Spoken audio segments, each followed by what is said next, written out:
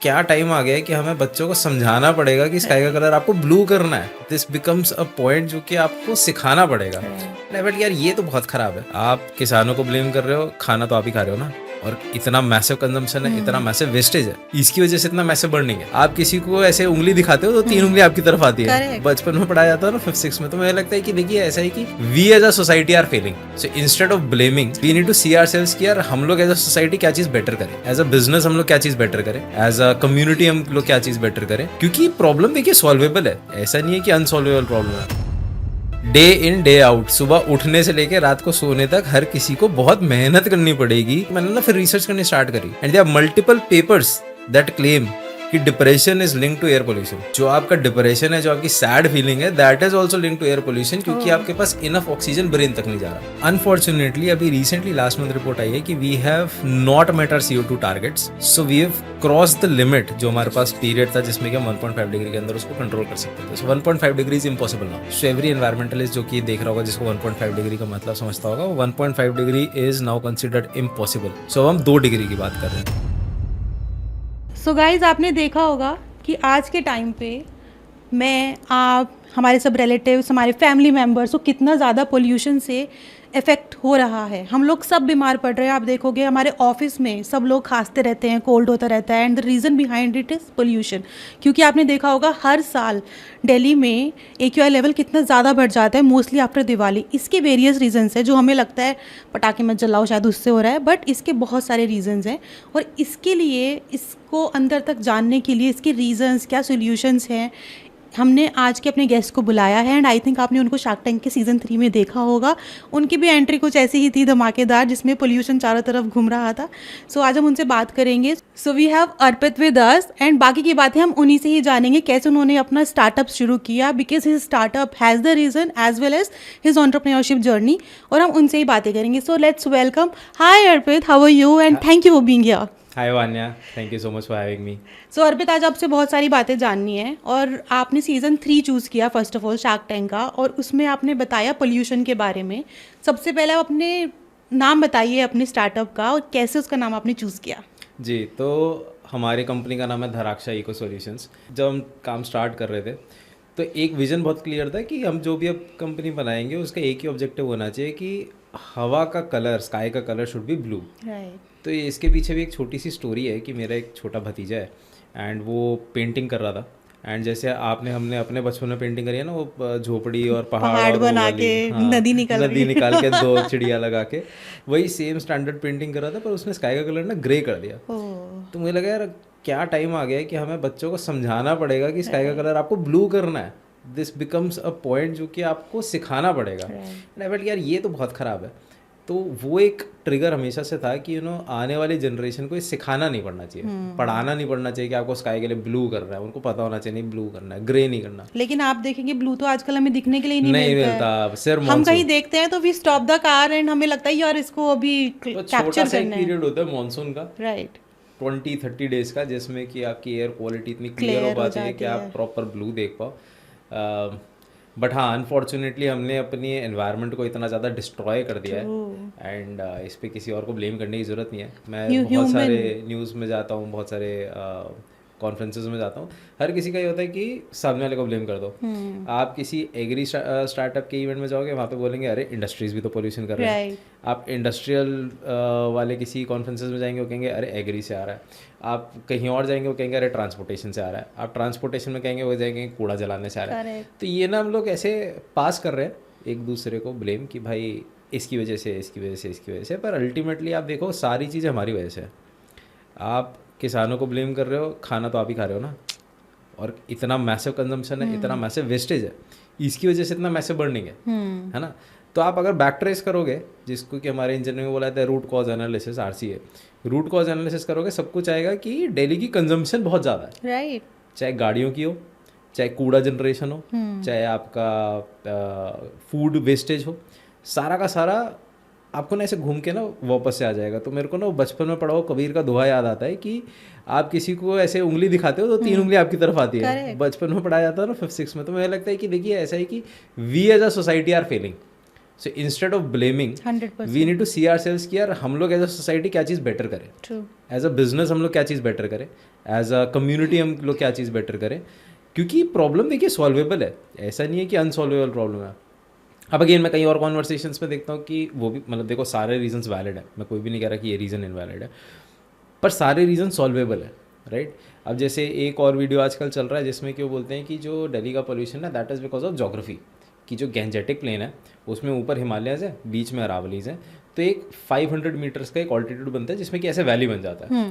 तो इसमें जब हवा आएगी, पॉल्यूशन आएगा, वो ट्रैप हो जाएगा, वो ऊपर जाने की कोशिश करेगा, ऊपर ठंडी हवा है, वापस से ठंडा होकर नीचे आ जाएगा, ना आगे जा सकता है ना पीछे जा सकता है, राइट। पर माय काउंटर आर्ग्यूमेंट है जो गैंजेटिक प्लेन है उसमें सिर्फ दिल्ली थोड़ी ना आता है, वो तो पूरा उत्तर प्रदेश तक स्प्रेड होता है, करेक्ट, राइट। तो इतना बुरा हाल जो है, जो गैस चेम्बर वाला हाल है, पॉल्यूशन सब जगह है, पर जो गैस चेम्बर वाला हाल है वो हमारे यहाँ पे ही है ना। आप थोड़ा सा और बाहर निकल जाओ 100 किलोमीटर किसी भी डायरेक्शन में, इट्स मच बेटर, राइट। तो बहुत सारे फैक्टर्स हैं, पर हर एक फैक्टर सॉल्वेबल है, ऐसा कुछ भी नहीं है। अगर हम चाहें नहीं, बहुत एफर्ट करें सिर्फ चाहने से कुछ नहीं होगा, वो टाइम जा चुका है 20 साल पहले कि हम चाहते तो हो जाता। बहुत मेहनत करनी पड़ेगी, डे इन डे आउट, सुबह उठने से लेकर रात को सोने तक हर किसी को बहुत मेहनत करनी पड़ेगी पॉल्यूशन की प्रॉब्लम को सॉल्व करने के लिए, नहीं तो लगाते रहो एयर प्योरीफायर, कितने लगा लोगे। एक्चुअली अभी मैं रिसेंटली एक न्यूज़ पढ़ा है कि चिल्ड्रन के ऊपर बहुत ज़्यादा इसका इम्पैक्ट पड़ रहा है, उनकी लाइफ शॉर्ट हो जा रही है पोल्यूशन की वजह से।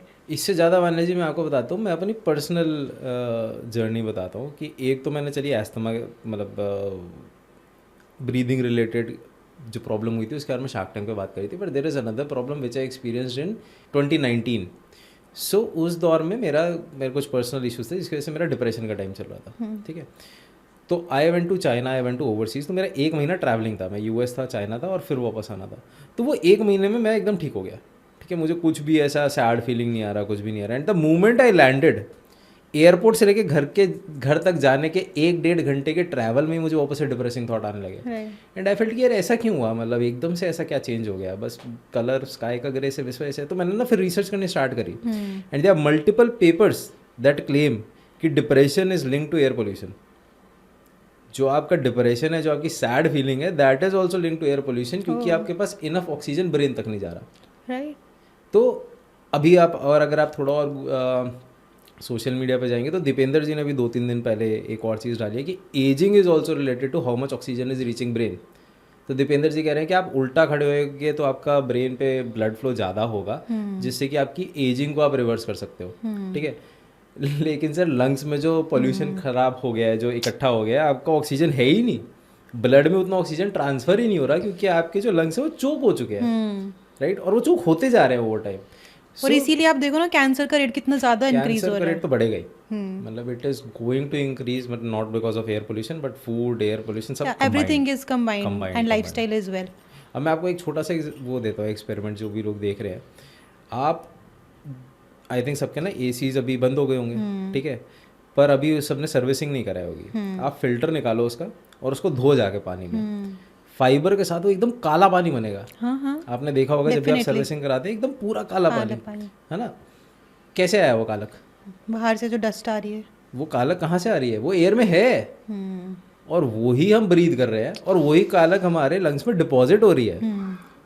तो आप सिगरेट पियो ना पियो, आपके जो लंग्स हैं वो चोक हो रहे हैं इसी कालक से। वो फिल्टर ने कितना निकाला हम सोच रहे हैं कि हम तो बहुत हेल्दी लाइफस्टाइल जी रहे हैं, हम ड्रिंक नहीं करते, हम स्मोक नहीं करते हैं, और अल्टीमेटली व्हाट्स हैपनिंग इज हम अल्टीमेटली सब ले रहे हैं, सब कुछ इनहेल कर रहे हैं। करेक्ट। और अगेन किसी और को ब्लेम करने से पहले we as a society are the contributors, exactly, है ना। तो वो मुझे ऐसा लगता है कि देखिए सिचुएशन तो डेफिनेटली ख़राब है, उसका there are no way around it. उसको कुछ भी ऐसे शुगर कोट करने की ज़रूरत नहीं है कि देखो डेटा कम हो रहा है, डेटा ऐसा हो रहा है, डेटा तो मैनिपुलेट हो रहा है, that is some videos that we all seen, right. पर सिचुएशन बहुत ख़राब है, बहुत ज़्यादा, जितना जितना आप सोच रहे हो उससे ज़्यादा ख़राब है।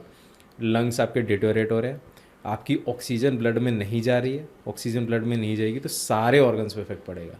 और आप बच्चों की बात करो, मैं कह रहा हूँ बड़ों में depression is something that has been researched, that I have personally felt. Probably जो स्ट्रेस लेवल आजकल इंक्रीज हो रहा है वो तो हो ही रहा है, प्लस आपके ऑक्सीजन नहीं जा रहा ब्रेन में, तो ब्रेन कोप अप कैसे करेगा?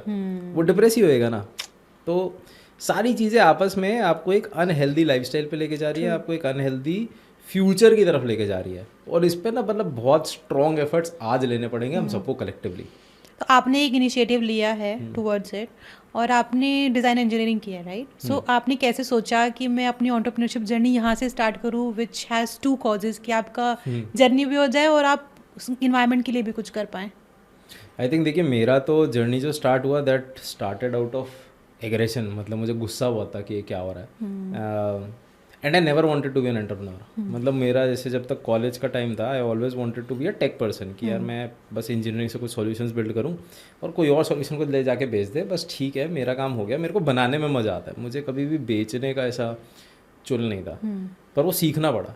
सो जैसे बायोलॉजी में ना हम लोग बोलते हैं एक होता है नेचुरल ट्रेट, एक होता है एक्वायर्ड ट्रेट। नेचुरल ट्रेट है जो जेनेटिकली आपको गिफ्ट में मिला फ्री में, है ना। तो किसी के पास लुक्स होते हैं, किसी के पास हाइट होती है, किसी के पास बॉडी होता है, किसी के पास स्पीकिंग स्किल्स होता है, किसी के पास डांसिंग स्किल्स होता है, कोई एक्सट्रोवर्ट होता है। ये सारे आपके ट्रेड्स हैं जो कि आपको नेचुरली मिले, नेचुरल ट्रेट है which comes naturally to you. तो मेरे लिए making was a naturally trait, I was always a builder. Then होते हैं एक्वायर्ड ट्रेड, जो ओवर टाइम आप मेहनत करके अपने लिए एक्वायर करते हैं, राइट। तो entrepreneurship was like an acquired trade for me which I had to learn in a very hard way, क्योंकि एक तरीका तो ऑब्वियसली होता है कि आप असाइनमेंट्स वगैरह कर लो and you go the academic route, पर एकेडमिक रूट के बाद भी reality is very brutal and you go head first into the brutal domain at a very young age. तो वो काफ़ी आपको ग्राउंडिंग कर देता है ना। एक तो आपको समझ में आया था कि भाई आपको कुछ आता नहीं है, आप एकदम शांत हो जाओ, जितना भी आपको चौड़ है ना कि आपको इतने सारे अवार्ड्स मिले हैं, तो वो आपको एक तो पहले ग्राउंडिंग हो जाता है and then you learn, right, कि आप जितना ठुकोगे, जितना गिरोगे, उतना आप लर्न करते होगे। अब जैसे जब मैं ये कंपनी स्टार्ट कर रहा था, so this my second company, इससे पहले मेरी एक और कंपनी थी चक्र इनोवेशन, तो उसमें काफ़ी जल्दी, मतलब इन माई एज, मुझे काफ़ी अच्छे ग्लोबल इंटरनेशनल अवार्ड्स मिल गए थे। So I got on Forbes 30 under 30 list US at the age of 26। फिर मेरे को UN young champion of earth award मिला था, that is given to just 7 people across globe, and this was in 2018। I was representing whole of Asia, and same years Honorable Shri Narendra Modi ji also got the same award. So there are 7 champions of earth and 7 young champions of earth. तो Modi ji was in 7 champions, France के president Macron जी के साथ, for solar alliance, and I was in the young champions. तो ये मिल गया, फिर DST से award मिल गया, लॉकहीड मार्टिन से अवार्ड मिल गया, तो काफ़ी सारे थे। तो क्या होता है ना, आपको जल्दी मिल जाते हैं तो आपका ऐसे ईगो बूस्ट हो जाता है, फिर आप बिजनेस में उतरते हो तो वो ईगो हम्बल हो जाता है। तो एंटरप्रेन्योरशिप सब सिखा देती है। एंटरप्रेन्योरशिप आपको इतना पीटती है कि आपको सब सीखना पड़ता है उसको रिफ्रेश गिरा गिरा के मारती है, गिरा के आप नहीं सीखोगे तो आप नीचे रह जाओगे, फिर देयर इज नो। तो every time you are trying to get back up, right, you would lose your ego, right, and every time you lose your ego you learn something, right. you apply those learnings is when business starts growing. So it's a very long journey, very long phase. I think हम लोग आपके बारे में बात कर रहे थे अभी थोड़ा टाइम स्टार्ट होने से पहले कि पॉडकास्ट में भी आपका एक लर्निंग कर्व रहा है। Journey, it's everywhere, it's everywhere, but it's up to you कि आप या तो उसको क्विट कर लो या लर्न कर लो और उठ के उसको इम्प्लीमेंट कर लो। आई थिंक इसमें ना मेरे को एक आई थिंक जो ओजी कंटेंट क्रिएटर है संदीप माहेश्वरी जी, जो जिन्होंने मोटिवेशन स्टार्ट किया था आज से 10-15 साल पहले, उनकी एक लाइन है कि ना लाइफ में नहीं क्रिकेट गेम की तरह है, और अगर बॉल आती रहेंगी, कोई फील्डर नहीं है, कोई विकेट नहीं है, आप आउट हो ही नहीं सकते। The only way you will lose the match is you leave your bat and you leave the ground. क्या बात बोली है, बड़ी भारी बात बोली है, याद रखूंगा, कभी यूज़ करूंगा। And you used it today. Okay, fair. तो ये धरारक्ष जो आपने बनाया, सो आपने थर्मोकोल का ऑल्टरनेट बनाया, तो आपने बताया कि थर्मोकोल को 2000 साल लगते हैं, हाँ, डिस्ट्रॉय होने में। करेक्ट। तो थर्मोकोल क्या है कि अब जैसे देखिए कोई भी चीज़ जब डिग्रेड होती है तो क्या होता है कि उसके ऊपर माइक्रोबियल एक्टिविटी होती है ना। तो माइक्रो ऑर्गेनिजम्स के पास कैपेबिलिटी होती है कुछ एंजाइम्स बनाने की, ठीक है। अब एंजाइम्स क्या है, आसान भाषा में बताऊँ तो वो स्ट्रॉन्ग केमिकल्स हैं जो कि बॉडी रिलीज़ कर रही है। जैसे हमारी बॉडी पसीना रिलीज़ कर रही है, वैसे माइक्रो ऑर्गेनिजम्स की बॉडी कुछ एंजाइम्स रिलीज़ कर रही है। वो एंजाइम्स आसपास के मटेरियल को ब्रेक डाउन करते हैं, ठीक है, आसपास के केमिकल्स को ब्रेक डाउन करेंगे। अब ये जितने भी मैनमेड केमिकल्स हैं, इसका तो एंजाइम एग्जिस्ट ही नहीं कर रहा ना, क्योंकि बैक्टीरिया ने तो ये प्रोडक्ट कभी देखा ही नहीं, ये मटेरियल कभी देखा ही नहीं, तो उसके पास जेनेटिक कोडिंग में है ही नहीं कि इसको डिग्रेड कैसे करना है। बैक्टीरिया कोई भी माइक्रो ऑर्गेनिज्म है, तो क्योंकि कोई भी चीज़ इसको डाइजेस्ट नहीं कर सकती तो ये पड़ा रहेगा। तो 2000 साल भी जो बोलते हैं, हम बोलते हैं 2000 साल में ये फ्रैगमेंट हो जाएगा। And is it recyclable? It is recyclable, पर recycling globally is less than 1%, in India it is less than 2%। Reason being कि इसका जो ट्रांसपोर्टेशन कॉस्ट है, reverse transportation cost, that is very high.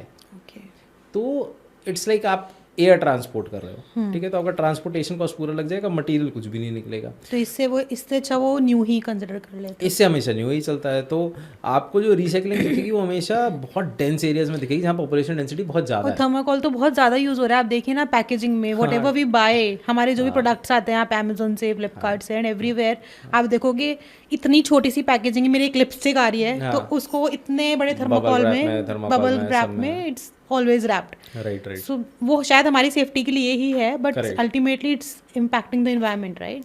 Always always. तो मतलब आपने जैसे ये एग्जांपल दिया, सिमिलरली आप वॉशिंग मशीन मंगाओगे, टीवी मंगाओगे, इट्स ऑलवेज और ज़्यादा वो बढ़ता चला जाता है पैक्ड इन थर्माकोल, क्योंकि लॉजिस्टिक्स इज नॉट सेफ, है ना आपका। अच्छा, बहुत लोग मुझे, जैसे हम लोग पैकेजिंग में काम करते हैं ना, बहुत लोग मुझे बोलते हैं कि यार अर्पित ये प्रोडक्ट जो टूटते हैं वो इसलिए टूटते हैं क्योंकि रोड्स पे गड्ढे बहुत हैं। हम लाइक नहीं भाई, गड्ढे तो खत्म हो गए, the problem is loading and unloading. आपका जो बंदा है वो कैसे, वो पटक के डालते हैं ट्रक के अंदर, पटक के निकालते हैं ट्रक से, आपके वेयर हाउस में डालते हैं, वेयर हाउस से फिर दोबारा दूसरे छोटे ट्रक में जाएगा, फिर आपके घर पे आएगा। वो डेलीकेटली नहीं उठाते, क्यों? टाइम ही नहीं है। इतना ज़्यादा वॉल्यूम्स है। आप जो जैसे लिपस्टिक के डब्बे की बात कर रहे थे, है ना, इतना सा लिपस्टिक, इतना बड़ा डब्बा, आपको क्या लगता है ऐसे उठा के ले जाके वो एक एक रखेगा पीस? नहीं, He must be throwing यहीं से फेंकेगा वो। वहाँ पे बंदा कैच भी नहीं करेगा, वो लात मार के ऊपर चढ़ा देगा, क्योंकि उनके पास हीप्स है ना। तो उनके लिए भी वायबल नहीं है कि वो एक एक चीज़ को ऐसे उठा के रखे, है ना। तो इसका मतलब है कि जर्क तो आएगा। तो गड्ढे से कोई फर्क नहीं पड़ रहा। गड्ढे तो ठीक है, फॉर्चुनेटली पिछले 10 साल में हमारे मेन सड़कों पे बहुत कम हो गए, बट द पॉइंट इज कि handling, product handling is still very rough. Because of rough handling आपका प्रोडक्ट टूटेगा ही टूटेगा if it is fragile item. अगर वो टूटेगा तो उसको बचाने के लिए आपको एक अच्छी पैकेजिंग देनी पड़ेगी। पैकेजिंग अगर आप मैन मेड केमिकल बेस्ड बोलते हो, मैं सिर्फ थर्माकोल नहीं कह रहा, मैं प्लास्टिक, बबल रैप, सब कुछ इंक्लूड कर रहा हूँ। Everything is extremely extremely bad for the environment. तो आपने प्रोडक्ट निकाल लिया, आपने अपना लिपस्टिक निकाल लिया, आप पैकेजिंग को क्या करोगे? कूड़े में ही फेंकोगे ना। Throwing it away. कूड़े में कहाँ जाएगा वो? उसी पहाड़ पे, उसी पहाड़ पे वो 2000 साल के लिए। गाजीपुर का वो जो पहाड़ जो बढ़ते ही चले जा रहे हैं, 3 हो गए, अब चौथा भी है आपका, गुड़गांव फरीदाबाद रोड पे एक और है, देखा आपने? नहीं, वो भी बहुत बड़ा हो चुका है। तो अरावली के बीच में एक और पहाड़ है कूड़े का, and that is very dangerous, क्योंकि जब आपके ये सारे कूड़े के हम पहाड़ बना तो देते हैं, जब बारिश होती है तो वो पानी वो सारे टॉक्सिन्स को एब्जॉर्ब करता हुआ नीचे से निकलता है, उसको बोला जाता है लीचेट। अब ये हमने अरावली के बीच में पहाड़ बना दिया, वो लीचेट कहाँ जाएगा? उन्हीं पहाड़ के सारे रिजर्वॉयर्स में वो सारा पानी पॉल्यूट हो जाएगा। तो आपका जितना भी ग्राउंड वाटर है ये सारा कंटेमिनेट होता है लीचेट से। तो आप करते रहो, मतलब आपने मतलब out of sight out of mind वाली मेंटालिटी चलती है, हमने कूड़े में फेंक दिया, अब आगे उसकी जिम्मेदारी घूम के मैम आपके पास ही आएगा वो। कहीं से भी कर लो, दुनिया गोल है, घूम के वहीं हमारे पास ही आएगा। तो एक्चुअली हम इस रियलिटी को एक्सेप्ट ही नहीं करते हैं, क्योंकि वो दिखती नहीं है ना, क्योंकि वो सुंदर नहीं है। तो हर कोई ना वही चीज़ देखता है जो कि प्लीजिंग होती है। जब हम उस गाजीपुर के पहाड़ को क्रॉस करते हैं ना, हमें ये लगता है यार फटाफट ही 2 मिनट का रास्ता क्रॉस हो जाए। हाँ, और ये रियलिटी है, हम उसको अवॉइड करना चाहते हैं कि यार ये आ जाता है रास्ते में। करेक्ट। सो हम उस हर चीज़ को अवॉइड करना चाहते हैं कि हमें एक्सेप्ट ही नहीं करनी कि हमने इतना गंदा करके रखा हुआ है एक्चुअली। एग्जैक्टली। तो अब आप ये सोचो कि अब वो जो पहाड़ है, ठीक है, उसमें आपका प्लास्टिक भी है, सब कुछ, उसमें आपका ऑर्गेनिक वेस्ट भी है, उसमें पन्नियों के बीच में आपका फंसाया हुआ फूड वेस्ट भी है, ठीक है। अब ये सारा गलेगा, मीथेन गैस निकली इधर से। मीथेन गैस बहुत जल्दी आग पकड़ती है। अब ये मीथेन गैस जली, आसपास प्लास्टिक जला, तो ये एक प्रॉब्लम होती है स्पॉन्टेनियस फायर की, अपने आप आग लग जाती है। आपने जाके माचिस नहीं लगाई, उसके अंदर अपने आप आग लग जाती है, और आग नहीं लगेगी तो ये सारी टॉक्सिक गैसेस आपकी बाहर निकलती रहेंगी। एक और आपको फैक्ट बताता हूँ, ये मेरे लिए सबसे ज़्यादा शेकिंग फैक्ट था। तो ये एक मैम है, मृदुला रमेश मैम है, तो उनको क्रेडिट दे देना, पर उन्होंने ना एक मेल भेजा कि एक कंपाउंड होता है डायोक्सिन। डायोक्सिन क्या कंपाउंड होता है? डायोक्सिन वो कंपाउंड होता है जो कि यूएस ने यूज़ किया था वियतनाम वॉर में, ठीक है। वियतनाम वॉर में ये केमिकल को पीपीएम की कॉन्सेंट्रेशन में, ठीक है, पार्ट्स पर मिलियन, परसेंटेज भी नहीं, उससे भी 100 गुना कम परसेंटेज में पानी में मिक्स करके ये लोग वियतनाम पे छोड़ देते थे। वहाँ पे जो बच्चे आज तक पैदा होते हैं वो डिफेक्ट्स के साथ पैदा होते हैं, because this was such a dangerous chemical. बस बनाए जा रहे हैं अपने विनाश। It was later band. पर डायोक्सिन्स और कहाँ बनते हैं? डायोक्सिन्स बनते हैं जब भी आपका पीवीसी जलता है, यानी जितना भी आपने प्लास्टिक का पाइप लगाया, ये कहाँ गया? कूड़े के ढेर में, वहाँ लगी आग। तो जब आप वो कह रहे हो ना फटाफट से क्रॉस करना चाहते हैं गाजीपुर, उसकी एयर में डायोक्सिन्स हैं। वो एयर में डायोक्सिन्स ऐसा नहीं है कि सिर्फ वहीं रहेंगे, वो डायोक्सिन्स पूरे दिल्ली में फैलेंगे। Right. So whenever PVC is burnt at a lower temperature, whenever multiple types of plastics are burnt at a lower temperature, बहुत dangerous chemicals produce करते हैं। आपने एक बार सूंघा, it is definitive you will get cancer. Dioxin is so strong, dioxin is so dangerous. It is created at every dump site. समझ रहे हैं? Similarly जिस product पे मैं काम कर रहा हूँ, थर्मोकोल का टेक्निकल नेम है पॉलीस्टाइरीन। ठीक है, थर्मोकोल इंडिया में बोलते हैं, it's polystyrene. Polystyrene means multiple molecules of styrene. Styrene is again a carcinogen. आप थर्माकोल जला दोगे मजे से, है ना? आप देखा होगा सबने, है ना, ऐसे सड़क किनारे जलता रहता है, स्टाइरिन गैस निकलता है। Non carcinogen, definitive carcinogen. And if you inhale it तो वो इफ यू क्या आप इनहेल करोगे, आप यहाँ आग लग रही है तो इनहेल तो होगा ही ना, बच कैसे आएगा? मना थोड़ी कर दोगे उधर जा, you can't do that, right? तो the amount of destruction is very high and the only solution is that we move to natural materials. That is why we started this company. हमारा whole sole objective यही है कि जो भी अभी petroleum driven product है, same performance में दूंगा नेचुरल ड्रिवन प्रोडक्ट्स के साथ। अब क्या प्रोडक्ट यूज कर रहे हैं उसको बनाने? सो अभी हम लोग का एक नया प्रोडक्ट है मार्केट में which is known as mycelium packaging. So mycelium packaging में क्या होता है, हम पराली लेते हैं फार्मर से, जो जलने से पोल्यूशन होता है, उसके ऊपर हम सारी ले लो ना यार। सारी बस पैसा दे दो, बहुत सारा चाहिए बट हाँ वन डे, नॉट टुडे। पर तो ऑब्जेक्टिव इसकी हम वो पराली लेते हैं, उसके ऊपर हमारा एक लैब में बनाया हुआ मशरूम स्ट्रेन है। तो मशरूम स्ट्रेन ये क्या है, ये ट्रेन किया गया है इसको कि ये पराली को डाइजेस्ट करेगा। अभी हमने थोड़ी देर पहले एक्वायर्ड ट्रेट और नेचुरल ट्रेट की बात करी थी ना, तो सिमिलरली इसको, इस मशरूम को हमने सिखाया कि भाई ये पराली होती है और ये तुम्हें डाइजेस्ट करनी है और ये तुम्हें जल्दी डाइजेस्ट करनी है। ठीक है, तो फिर ये स्ट्रेन हमारा बना, इस स्ट्रेन का नाम है युधिष्ठिर। ये हमारे पास लैब में सेव्ड है। वहाँ 5 स्ट्रेन है, 5 पांडवों का नाम रखे हैं हमने, और चलते रहेंगे। तो युधिष्ठिर स्ट्रेन की क्या खासियत है, ये बहुत जल्दी पराली को डाइजेस्ट करेगा एंड इसके ऊपर अपनी रूट्स स्प्रेड करेगा। ठीक है, अब जैसे प्लांट की रूट्स होती हैं वैसे मशरूम की भी रूट्स होती हैं। मशरूम की रूट्स को टेक्निकली बोला जाएगा माइसीलियम, पर मशरूम की जो रूट्स होती हैं ना, बड़ी फाइब्रस होती हैं, बहुत पतली होती हैं, एकदम आपके बाल के डायमीटर से भी 1/10। ठीक है, एकदम पतली पतली रूट्स होती हैं और बहुत फाइब्रस होंगी, और ये सारे पराली में फैल जाएगा। अब ये जो मशरूम का रूट्स है, जो माइसीलियम है, ये पराली को होल्ड करके रखेगा। ठीक है, तो ये बाइंडर की तरह काम करता है। तो फिर हम ये पराली जिस पे माइसीलियम ग्रो कर चुका है, इसको उठा के मोल्ड में डाल देंगे, जो भी शेप और साइज़ चाहिए वो उस मोल्ड का शेप ले लेगा। फिर हम इसको ओवन में डालेंगे तो माइसीलियम मर जाएगा। आपके पास जो प्रोडक्ट रहेगा उसकी जो प्रॉपर्टी है वो थर्माकोल से सुपीरियर है। आपकी उसकी स्ट्रेंथ 20% ज़्यादा है, मटीरियल आग नहीं पकड़ता, फ्लेम प्रूफ है, कम्प्लीटली बायोडिग्रेडेबल है, 60 डेज़ में ख़त्म हो जाएगा, ह्यूमिडिटी रेजिस्टेंट है, वाटर रेजिस्टेंट है। तो आपको एक्सपोर्ट करना है, कुछ भी करना है, सारी चीज़ों में एकदम स्टेबल प्रोडक्ट है। तो कमिंग बैक की धराक्षा स्टार्ट क्यों हुई थी? धराक्षा स्टार्ट हुई थी कि आपके पास जो भी प्रोडक्ट है ना प्लास्टिक वाला, उससे बेटर परफॉर्मेंस दूंगा, 19 नहीं 25, तो परफॉर्मेंस बेटर रहेगी। ठीक है, प्राइसिंग हम लोग लाएंगे नीचे, उसके पास टाइम लगेगा, पर प्रोडक्ट हमेशा नेचुरली ड्रिवन होगा और यूज़ होने के बाद मिट्टी में मिल जाएगा।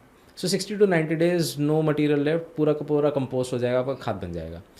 तो अभी हम लोग ने कई सारे कंपनीज को प्रोडक्ट सप्लाई करना शुरू करा, पैकेजिंग सप्लाई करना शुरू करा। फ्रेजाइल आइटम्स में अभी हम लोग मेनली डील कर रहे हैं। सो मिरर्स की जैसे पैकेजिंग होगी, ग्लास आइटम्स की पैकेजिंग होगी, क्रॉकरी की पैकेजिंग होगी, इन सब में हम लोग अभी डील कर रहे हैं, क्योंकि उनमें ब्रेकेज ज़्यादा आता है। राइट, मैं थर्मोकोल से भी अच्छी कुछ नहीं। How has been the feedback? Feedback काफ़ी पॉजिटिव है। So multiple customers have tried and we help them reduce their breakages. तो मल्टीपल घी कंपनीज हैं, हनी कंपनीज हैं हमारे पास पोर्टफोलियो में, जो कि ग्लास में डील करती हैं। हमारे पास मिरर की मल्टीपल कंपनीज हैं, और तो ऐसे कई सारे हैं। अभी इलेक्ट्रॉनिक्स में भी we are starting to provide solutions. Multiple companies पास में भी हमने इलेक्ट्रॉनिक्स में भी लोगों को सोल्यूशंस प्रोवाइड करे हैं। अभी होम डिकॉर एक और सेगमेंट है और ब्यूटी एक और सेगमेंट है। जैसे हमने लिपस्टिक का एग्जांपल दिया, तो ऐसी लिपस्टिक की मल्टीपल हम लोग पैकेजिंग डेवलप करना चाह रहे हैं। But because of the cost people are not ready to adapt it. हाँ, तो देखिए अब यही है कि लोग बोलते हैं India is a very cost sensitive market. I think India is a very value sensitive market. आप number of iPhone usages is very high, right? तो ऐसा नहीं है लोगों का पैसा नहीं है, लोगों को वैल्यू चाहिए, राइट? तो अगर आप उतने ही पैसे, क्योंकि उनके लिए वो जो साथ में आ रहा है पैकेजिंग वो वेस्ट है। हाँ, अगर वो यूजेबल बना दे तो हाँ, तो हमारा यही ऑब्जेक्टिव है कि अच्छा चलिए, जो हमारा पैकेजिंग है, क्या मैं इसको प्लांटर किट बना सकता हूँ? करेक्ट। क्या आपका पैकेजिंग है उसके साथ में आपको एक सैशे, जैसे आजकल ब्लिंकिट ने स्ट्रैटेजी किया है कि वो उसने कलरफुल बना दिया है अपने पैकेजिंग बैग्स को। So people are ready to pay for it, and then kids जो है वो उस पर कलरिंग करना स्टार्ट कर देते हैं। So they are also using this idea. Correct. तो ऐसे ही तो हमने अपने पैकेजिंग में जैसे प्लांटेशन किट का ट्राई किया कि अभी हम लोग सीड पैकेट देते हैं उसके साथ, क्या बस पैकेजिंग है, आप गमले में डालो, सीड डालो, पानी दो एंड वो पौधा निकलेगा उसमें। तो डिफरेंट सीड पैकेट के साथ हम लोग कुछ चाहिए मतलब साथ में, कुछ चाहिए, वैल्यू होना चाहिए। तो अभी वैल्यू हमने क्या समझा कि यार मैं आपका ब्रेकेज रोक दूं तो आपको फायदा है। जैसे आप मान लो पैकेजिंग में पहले इन्वेस्ट कर रहे थे फॉर एग्जांपल लेट्स से 50 रुपये, मैं आपके पास आता हूँ कि यार पैकेजिंग तो महंगी है लेकिन अगर आपकी ब्रेकेज 10% थी मैं 2% कर दूंगा, तो जो 8% बचा उसी से ये डेल्टा कॉस्ट कवर हो जाए, राइट। तो वैल्यू मिल रहा है। सिमिलरली एंड कस्टमर अगर ज़्यादा एंगेज कर पाए तो ब्रांड के लिए अच्छा है ना कि एंगेज कर रहा है कस्टमर, टच पॉइंट ज़्यादा हो रहा है। तो बस इन्हीं चीज़ों के अराउंड हम लोग अभी अपना बिजनेस बिल्ड कर रहे हैं। जैसे जैसे स्केल आएगा कॉस्ट नीचे आएगी, बट पॉइंट क्या है ना, we are competing against an industry that is 200 years old, right. तो जिसको कि बहुत सारे बड़े बड़े इंटेलिजेंट लोगों ने परफेक्ट करके इतनी एफिशिएंसीज ऊपर पहुंचा दी हैं कि दैट इज ऑलरेडी लेकिन उसका तोड़ अभी तक कोई बना नहीं पाया कि इसको डिग्रेड कैसे करना है। डिग्रेड तो नहीं बहुत। सो गाइस दो ऑप्शन है, या तो धराक्षा को अपना लो या फिर आप खाते रहो या फिर आप थर्मोकोल को डिग्रेड करने का कुछ टेक्नोलॉजी बना लो। दो ऑप्शन है आपके पास। हाँ वो तो बड़ा डिफिकल्ट है क्योंकि देखिए fundamentally it's a new chemical in known existing micro organisms is very difficult to digest. ये ना एक एवोल्यूशन का प्रोसेस होता है that by itself takes 10,000 years 20,000 years, जिसमें कि माइक्रो ऑर्गेनिजम्स इवॉल्व होते हैं एक नया कंपाउंड ब्रेक करने के लिए। मैं बार बार यही कह रही हूँ कि हम खुद ही अपना विनाश बनाए जा रहे हैं चीज़ें बना के। एब्सोल्युटली। ये बना दिया, पॉलिथीन बनाया, पीवीसी बनाया, बॉम्ब्स बनाए, गन्स बनाई, न्यूक्लियर बॉम्ब बनाया, इतना हम बोल रहे पोल्यूशन हो रहा है। और फिर वही जो इतना ज़्यादा वॉर्स हुए हैं अभी कंट्रीज़ के बीच में, उससे भी तो ओजोन लेयर डिप्लीट हुई है ना। Of course. सो अब बात करते हैं आपके शार्क टैंक जर्नी की। जी। तो आपने चूज़ किया वहाँ पर जाना। हाँ। वहाँ पे आपने शार्क्स की डील भी ली, आपने उनको इक्विटी दिया और उनसे घंटे मांगे एंड देन आपने कुछ पैसा नहीं मांगा। तो क्या आपको उससे बेनिफिट हुआ शार्क टैंक पे जाने के बाद? देखिए शार्क टैंक पे पहले तो ये समझते हैं कि ऑब्जेक्टिव क्या होता है। देखिए सबका अपना अपना ऑब्जेक्टिव होता है, कोई पैसे के लिए जाता है, कोई एक्सपोजर के लिए जाता है, कोई मार्केटिंग के लिए जाता है, सबका अपना अपना होता है। पर मेरे को ये लगता है कि देखिए जैसे हम B2B कंपनी है, हमारे लिए वहाँ जाके डायरेक्ट मार्केटिंग नहीं होती। आप कह दो आपको शार्क्स चाहिए थे कि वो आपकी पैकेजिंग ले ले। हाँ मेरे को तो वही चाहिए था अपनी कंपनी में आपकी पैकेजिंग एडेप्ट कर। हाँ मेरे को कस्टमर चाहिए थे। पर देखिए सबका अपना अपना ऑब्जेक्टिव होता है। जैसे B2C कंपनीज के लिए बहुत अच्छा प्लेटफॉर्म है मार्केटिंग के लिए, क्योंकि बहुत लोग देख रहे हैं, बहुत अच्छी व्यूवरशिप है, बहुत अच्छा मसाला कंटेंट है, फैमिली कंटेंट है, एक्साइटिंग कंटेंट है, people love to watch it, people love to talk about it and questions interesting होते हैं, right. These are intelligent questions, तो लोगों को अच्छा लगता है इसके बारे में बात करना। तो B2C के लिए तो बहुत अच्छा जंप आता है, राइट। पर B2B कंपनी में आपके लिए क्या मार्केटिंग उतना सेंस नहीं बनाता। सेकंड लोगों का होता है कि यार पैसा उठाया जाए, ठीक है। तो अब जैसे मैंने शार्क टैंक पे बोला था कि मैंने पहले 2 सीजन देखे, मेनली डील्स हो रही थी 10 से 30 करोड़ में। मैं शार्क टैंक से पहले ही 22 करोड़ का राउंड कर चुका था। तो मुझे पता था कि यार देखो एंजल राउंड तो यहाँ जाके मैं दोबारा से कर नहीं सकता, मुझे नेक्स्ट इंस्टीट्यूशनल ये आपने हाईलाइट भी किया था। ये मैंने हाईलाइट भी किया था कि देखिए shark tank is typically angel round, है ना। जो लोग स्टार्टअप इकोसिस्टम से आते हैं उनको ये पता होगा कि पहले एंजल राउंड फिर इंस्टीट्यूशनल राउंड्स होते हैं VC के मल्टीपल। तो मेरा टाइम था इंस्टीट्यूशनल राउंड करने का। अगर मैं शार्क टैंक पे जाके दोबारा से एंजल राउंड करता हूँ तो वो क्लैश ही है, वो कंट्रोवर्सी है, वो करने का कोई पॉइंट नहीं है। तो मेरे तो यार मतलब इतने बड़े लोग हैं, अगर वो आपको टाइम दे रहे हैं, आपसे सुन रहे हैं, आपको कुछ एडवाइस दे रहे हैं, तो आप उनका टाइम क्यों वेस्ट करना चाहते हो कंट्रोवर्सी में, है ना। I really respect this people, ठीक है। लोग बहुत टाइप की कंट्रोवर्सी चल रही है लिंक्डइन पे, इंस्टाग्राम पे, इन सब चीज़ों पे कि ये लोग ऐसा करते हैं वैसा करते हैं। पर आप पहली बात समझो, आपके स्टेज में और उन लोग के स्टेज में ज़मीन आसमान का फ़र्क है, 19-20 का फ़र्क नहीं है, ठीक है। तो आप उनको गाली दे रहे हो, दैट जस्ट शोज़ कि आपकी मैच्योरिटी में कमी है, ठीक है। आप मत दो ना कि उन्होंने प्रूव कर दिया है ना अपनी जर्नी को, आप अभी स्टार्टिंग पे बैठे हो जर्नी के, है ना। इट्स लाइक कि कोई बंदा कुछ तो किया ही होगा उन्होंने जो वहाँ बैठे हुए हैं। नहीं, आप समझो कि यार किसी बंदे ने IIT क्लियर कर लिया है और एक बंदा जिसने कि साइंस ही नहीं ली, वो जाके कमेंट कर रहा है कि यार इसको नहीं आता।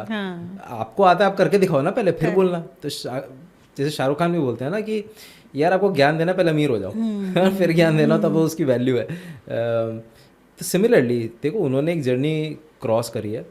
What ever they are saying, सबसे पहले तो अज्यूम कर लो वो सही है, आप गलत हो, पहले तो अज्यूम कर लो, फिर उसके ऊपर सोचो, then you might be able to figure out कि यार कहीं ना कहीं कुछ ना कुछ शायद गैप है। वो गैप आपने क्रॉस कर लिया तो आपका भी बिजनेस बन जाएगा, राइट। अल्टीमेटली ऑब्जेक्टिव क्या है, why did we start a business? To grow it, one day we have to grow it to such a level that it becomes a inspiration for others, right?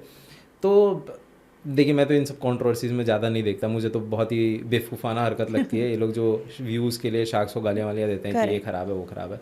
My whole sole objective was कि अगर वो बंदे वहाँ पे बैठ के 2-3 घंटा मेरी बात सुन रहे हैं तो क्या मैं उनको ऐसी डील दूँ कि उनको सेंस बनाए, उनको ऐसा लगे यार 2-3 घंटा टाइम पास कर लिया पर ये डील तो हुई नहीं, so that's a time wastage. तो मेरे को ये था कि चलो एडवाइजरी इक्विटी के अराउंड डील बिल्ड करते हैं।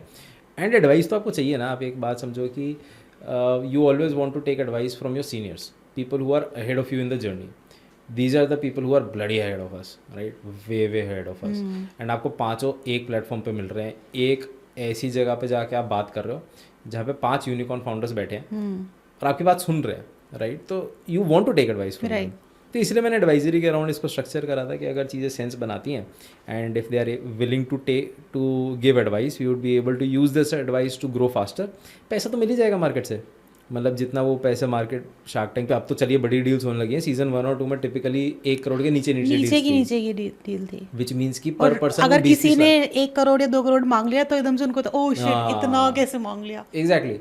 पर आप जो स्टार्टअप में वो ये जानते हैं कि यार 1 करोड़ तो मार्केट में इजीली रेज हो जा रहा है, एंजल राउंड्स के थ्रू रेज हो जाता है, VCs ही दे रहे हैं, डायरेक्टली VCs दे रहे हैं, ग्रांट मिल जा रहा है 40-50 लाख का। तो इतना बड़ा 1 करोड़ के लिए आपको हुआ बनाने की जरूरत नहीं है। Time and intelligence is what you should seek, so that's what I went in to seek, time and intelligence. पर ठीक है, अच्छी एडवाइस मिली, एडिटिंग हो गया, अच्छा शो आया सही लोगों ने देखा, काफ़ी ऑडियंस आई, तो इंटरेस्टिंग है। But it was very intentional that we wanted them and we did not want them to be on a angel valuation. तीसरा जो हमारा मेन ऑब्जेक्टिव था was to establish the fact कि यार mycelium packaging as a concept में हम लोगों ने बहुत रिसर्च करी है, हम लोगों ने अपने ज़िंदगी के 3-4 साल दिए हैं। तो मार्केट में अब क्या है ना, कुछ चीप नॉक ऑफ्स आने लगे, यानी चीप कॉपीज़ हैं जिनकी अभी रिसर्च पूरी नहीं हुई है पर वो मार्केट में प्रोडक्ट दिखाना शुरू कर रहे हैं। तो मेरा तो मार्केट में एक बार बात तो चली जाए कि हम लोग के पास अच्छी रिसर्च है, हमारा प्रोडक्ट स्टेबल है, basically you wanted to educate people कि ऐसा कुछ भी मार्केट में आ गया है। करेक्ट। एंड अगर आप मार्केट में जाके ऐसा प्रोडक्ट ट्राई करना चाहते हो तो उस बंदे का ट्राई मत करो जिसकी अभी R&D कंप्लीट नहीं हुई है, हमसे तो बात करके देखो एक बार, प्रोडक्ट ट्राई तो करके देखो। क्योंकि मल्टीपल लोग कह रहे थे यार हमने XYZ कंपनी का ट्राई किया, वो ह्यूमिडिटी में ख़राब हो गया, XYZ कंपनी के पास प्रोडक्शन कैपेसिटी नहीं थी, XYZ कंपनी ने हमें एंटरटेन नहीं किया।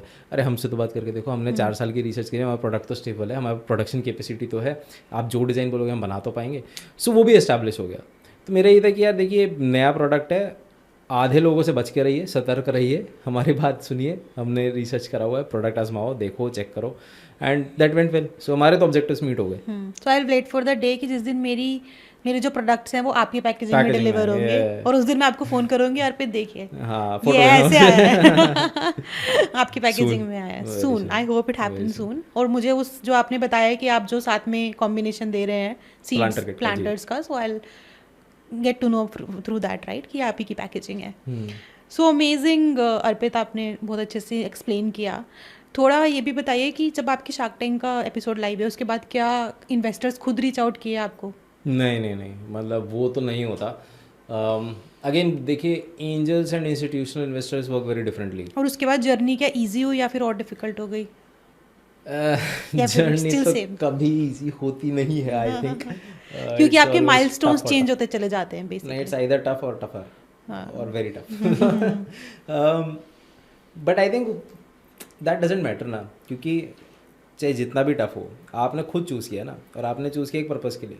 पर्पज़ बहुत सिंपल सा है, जब तक आसमान का कलर ब्लू नहीं हो रहा, आपका काम खत्म नहीं हो रहा। काम खत्म नहीं हो रहा तो फिर shut up and do your work, right? तो there is no point in cribbing कि यार टफ है, ऐसा है वैसा। तो आप इसके बाद कुछ और भी बनाने वाले हैं वो एनवायरनमेंट के लिए? तो देखिए, essentially Daraksha is a materials company, will keep developing materials that will solve for environment, right, that will be better in performance than petroleum driven products. Right now our entire focus, our entire production capacity, our entire development team is focused on कि ये वाला product को हमारे को मास में लेके जाना है, मास मार्केट में लेके जाना है, and we have to solve this problem. सबसे पहले स्टायरोफोम की, क्योंकि स्टायरोफोम के और टेक्निकल ऑल्टरनेटिव्स ज़्यादा मार्केट में नहीं है। और आपको इसकी रिसर्च करने में कितना टाइम लगा? बहुत, 3.5-4 साल तो हमारा सिर्फ रिसर्च में गया, एंड काफ़ी सिग्निफिकेंट इन्वेस्टमेंट भी उसी में गया। तो new material development is a very long gestation period वाला रिसर्च, जिसमें बहुत टाइम लगता है, आपको बहुत टाइम लगता है। कि जैसे मैंने आपको ना अभी बहुत शॉर्ट में समझाया कि हमने माइसीलियम को, मशरूम स्ट्रेन को ट्रेन करा कि आपको पराली डाइजेस्ट करना है। This training itself takes 2 years, या क्योंकि आप एक माइसीलियम का स्ट्रेन लेंगे, उसको आप डाइजेस्ट करने के लिए देंगे, फिर उसको सब कल्चर करेंगे, उसका सेकंड जनरेशन। मेरी बैक स्टोरी जो है ना एंटरप्रेन्योरशिप की, वो कोई समझ ही नहीं पाता है किसने कितनी रातें खोई हैं।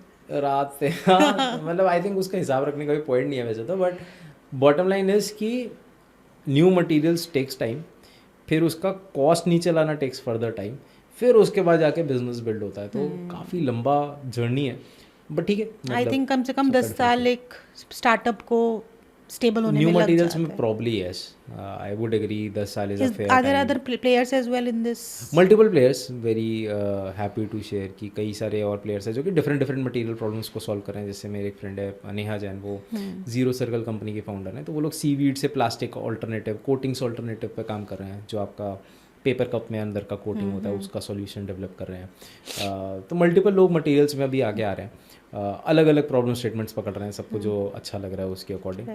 तो हमारा अभी स्टायरोफोम पे आगे जाके हम भी मल्टीपल प्रॉब्लम सॉल्व करना चाहेंगे। अच्छा, आपने एकदम से जो इसका मेन सप्लीमेंट लिया है वो इट्स पराली, तो आप तो फार्मर्स के साथ कनेक्टेड होंगे, आपने उनसे मिले भी होंगे जाके जब आपने ये स्टार्ट किया होगा।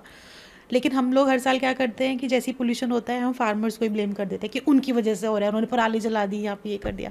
सो एक्चुअल रीज़न क्या है, और who is the they are victim और एक्चुअली दे आर कॉजिंग है? सब कुछ है रीज़न, मतलब मैं ये नहीं बोलूँगा कि they are not the reason, पर मैं ये भी नहीं बोलूँगा they are not the only reason. Are they aware कि ऐसा उनके जलाने की वजह से हो दे रहा है? Very aware. तो वाना जी आप ये समझिए, जैसे हम लोग जाते हैं, हम लोग है ना फील्ड्स वगैरह पे, तो जब मैं स्टार्टिंग में जाता था तो मैं कहता था कि देखिए पॉल्यूशन बहुत हो रहा है पराली जलाने से। उस सबसे पहली चीज़ क्या पूछते थे, दिल्ली से आए हो? मैंने कहा हाँ क्यों, क्या दिल्ली वाले ऐसी बात करते हैं। उनका क्या है कि यार मैं अगर पराली जलाता हूँ, ठीक है, तो वो लोग जो स्टेटमेंट बोलते हैं कि यार धुआं कोई गाइडेड मिसाइल थोड़ी है कि सीधा दिल्ली जाएगा। मेरा घर यहाँ से 5 किलोमीटर पे है, दिल्ली 250 किलोमीटर है, पहले क्या आएगा? तो धुआं उनको पहले लगता है, राइट। दूसरी चीज़ उनको ये भी पता है कि भाई जब वो जलाते हैं तो ऊपर की जो टॉप लेयर है ना, ऊपर की 3-4 इंच की जो मिट्टी है वो पूरी, उसका ऑर्गेनिक कंटेंट जीरो हो जाता है।